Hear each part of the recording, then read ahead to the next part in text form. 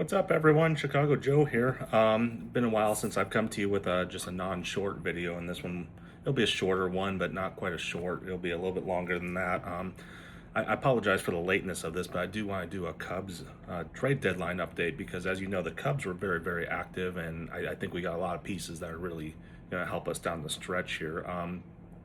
So first and foremost, I was a little worried going into the trade deadline. We got to I think the 31st, and everyone had their eyes on Skubal because he's one of the best pitchers in the league, and Detroit had made it clear that they wanted to move him. And I knew that the Brewers were interested, and I knew that the Dodgers were interested. And I thought to myself, if there's two teams in the National League right now that cannot get him, it's those two teams. And I knew the Cubs had shown interest, but the asking price was very high for him. And frankly, the Cubs need a lot more pitching help than just one ace, which he's as much of an ace as you get. But so when he went to the Dodgers, I was very disappointed, but not surprised in the least bit that the Dodgers are once again buying their way to having two of the best pitchers in the National League, 1-2 punch there. So once he fell, I said, okay, well, hopefully the Cubs don't stand pat. Hopefully they don't think, well, we have plenty of pitchers on staff, a lot of injuries, a lot of people coming back from injury. I got worried. I thought, okay, maybe they're just not going to make moves. Maybe they think they're good enough. They're winning ball games. Pitching's not quite there, but maybe it's good enough for them. I don't know how Jed was seeing that. And then the floodgates open. Big fan. The first one was Kevin Gausman. We got him from the Toronto Blue Jays for two minor league players, and I think the Jameson Taillon trade, where we sent him for basically nothing to the Blue Jays, I think that was kind of the opener, kind of like, we're going to make a good faith deal with you as long as you kind of open the door and allow us to talk about Kevin Gausman. And we ended up getting Gausman. Gausman is an established veteran. 2 years ago, he was in the running for a Cy Young award. That's how dang good he was. He had an ERA of like 2.15 over the course of the season. Like, he was dang good. And even in the last like 2 or 3 years, he has been consistently around like, I think 3.15 ERA, and he's a strikeout machine, and he's just been consistent. Like, when he goes out there, he's going to give you a reliable start most of the time, and that's something the Cubs have, frankly, they've had a couple guys like Boyd who can do that, but I mean, they need another arm that can go out there and fill in a spot in the starting rotation that's going to give you a consistent product. And we basically got him for two minor leaguers. And yeah, this year his ERA is above 4, but the Blue Jays are also well below. Like, they're not. This is not the same Blue Jays team that was a few outs away from a World Series title last year. They are not the same as all. Even Max Scherzer doesn't look like Max Scherzer. I mean, yeah, he's over 40, but I mean, nobody on that team looks good, and the defense isn't there. The run support isn't there. So say what you want about his ERA, but I mean, he's pitching tonight. I watched a little bit of the game. So far, he's only allowed 1 run over the course of 3 innings. So he looks like he's going to give us some solid starts in our rotation. So that's going to be the highlight, one of the highlights of, we got another arm, somebody we can put into our rotation that go along with Imanaga, Cabrera when he's back, Boyd, and then we still got Ben Brown, we got Carlos Rea, we got Justin Steele's going to be back, although they've already said that he's not going to be part of the rotation once he comes back at the end of this month. So that's a very good anchor to have on your rotation when you're trying to make a run for they're in first place for the wild card right now, so that's huge. We also got Clay Holmes and Tyrone Taylor from the Mets. Holmes is a pitcher.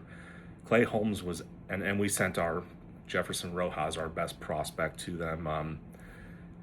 It is what it is. Clay Holmes was probably one of the better pitchers in baseball. Mets always have good pitchers, but Clay, he was up there, and then he took a line drive off the forearm, or off the shin, I think. It was off his shin, and it broke his shin. And so he's been out for a long time, but before that, he was killing it. So he could, when he comes in, we might be seeing another level of pitching from him as well. And he had the stuff this year. So, and Tyrone Taylor is just, he's going to be as much of a utility, kind of can do anything type guy on our bench that we needed. And, that's really a great deal we got. We got a solid starting rotation pitcher. So now we've got 2 solid guys we can throw into that rotation that should be able to give us very, very steady starts through the rest of the season. And that's something we haven't had and we've struggled with a lot this year with all the injuries. So I like what I see with that. We also got Braxton Garrett. He- Say what you want, like he's a veteran. He's been around a lot, but I don't know how they're going to use him. I don't know if he's going to be a staple in our rotation. I think he can maybe be that guy, but I think he might be more of a long term. Like, let's keep him around. Let's see what he can do. Um, he hasn't had the best ERA, and you know he's a decent pitcher. He might be like a fifth option or a guy that can fill in if there's another injury, because that's kind of what we've been having trouble with is we have all these injuries and then need somebody to come fill in.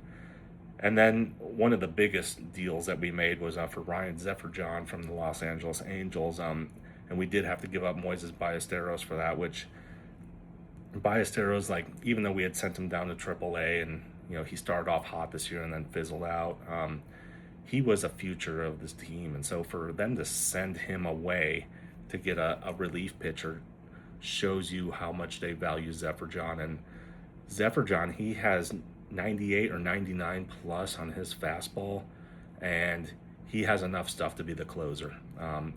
And depending on how Palencia looks when he gets back, I mean, there's your closer and your setup man right there. So that is a solid piece late in the games that you're going to want. That solid heat that can whip it down the middle when those guys are tired and have been swinging bats all night. So I think the reason we gave up Ballesteros for him is because Zephyr-John is actually, we have control over him until like 2030.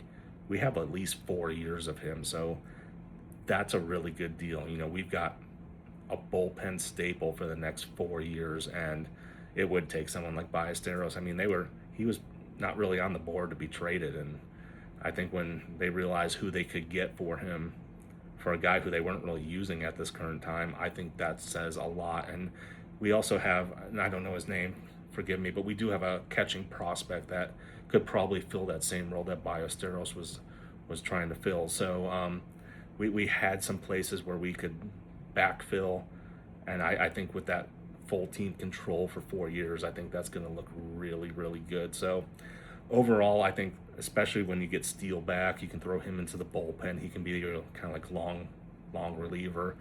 I mean, they've solidified this pitching staff. Now, since it's taken me a few days to get this video out, we don't need to wait to see what the results are, and I don't know how much any of these guys have contributed yet. I mean, we're watching Gausman pitch, I think, for the first time tonight. But the Cubs, they went and swept the Dodgers in 3 games. One of them was close. They had to walk it off at the end, but the other 2 weren't even close.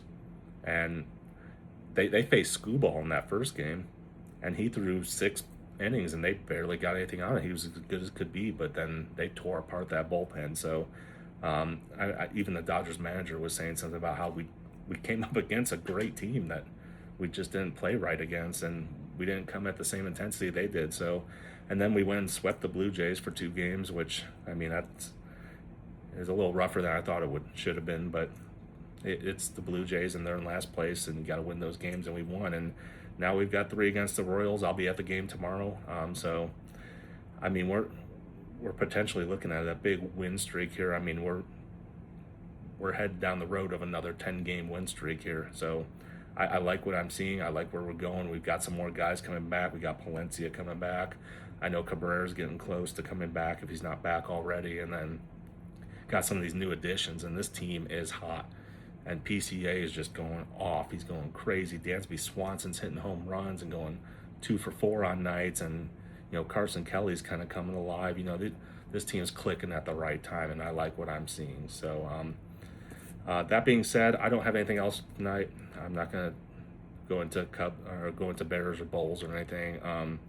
The only thing about the Bulls we could really say is that, the East is now not so much wide open as it used to be, because the Sixers now have one of the best rosters, and that's going to be a tough team to beat. But I don't even know if the Bulls were going to be competing for anything like that this year. So,